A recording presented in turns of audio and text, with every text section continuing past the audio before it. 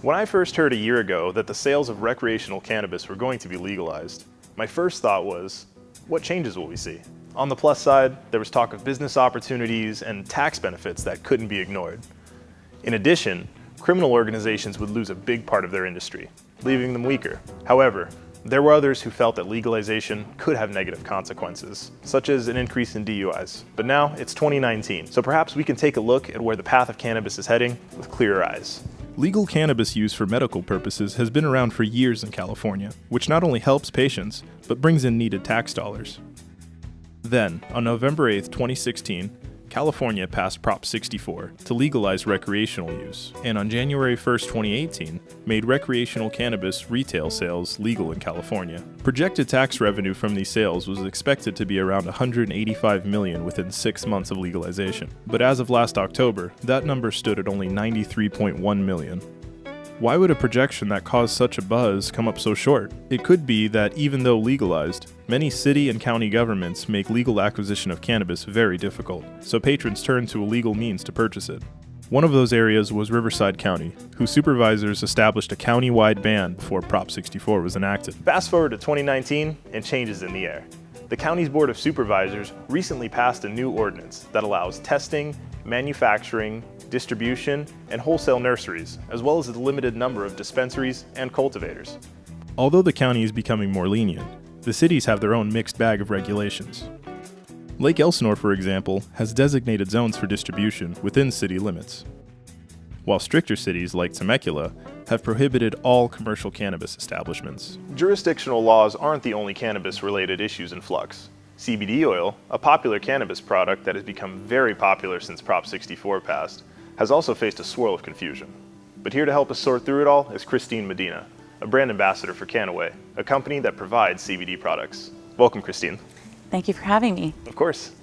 What is CBD oil, and what's the difference between hemp-based and cannabis-based products? So to clarify, actually hemp and marijuana both come from the cannabis sativa L plant.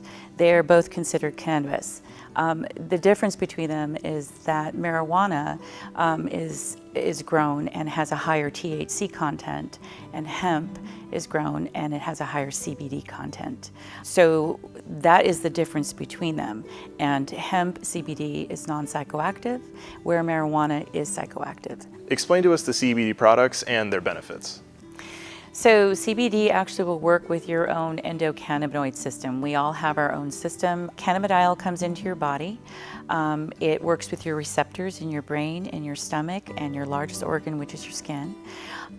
When it is ingested or topically applied, it works with those receptors, and those receptors set off an entourage effect. The entourage effect then puts you basically back into imbalance, which is called homeostasis. And that's where you start to feel a little better than you would normally do, maybe if you're dealing with some issues, daily issues or chronic issues. How are CBD oils used, and what are their benefits? So they can be used topically, they can be ingested. It is safe for all ages, it is safe for dogs. It's actually legal in all 50 states. We had a farm bill that was passed back in December, which now has allowed CBD to be categorized as a Schedule 5, as in cough syrup, as opposed to a Schedule 1 drug with marijuana.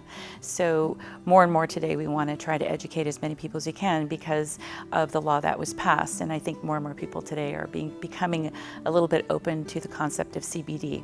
Explain how CBD works with the body. Well, CBD can be applied topically, it can be vaped, you can take them as an oil, you can take them in a supplement form, just like a vitamin. Basically, it takes about 50 milligrams for a person's system to start to work. I may need a little bit more than your 50 milligrams to get it started because I have different issues that somebody else may have, like yourself. So basically that's how it works. It's very simple, it's not complicated, and it's all natural. Awesome, simple. We always like that. Well, it's been a pleasure, Christine. Thank you so much. Absolutely, we've learned a ton from you. Thank you. Thank you.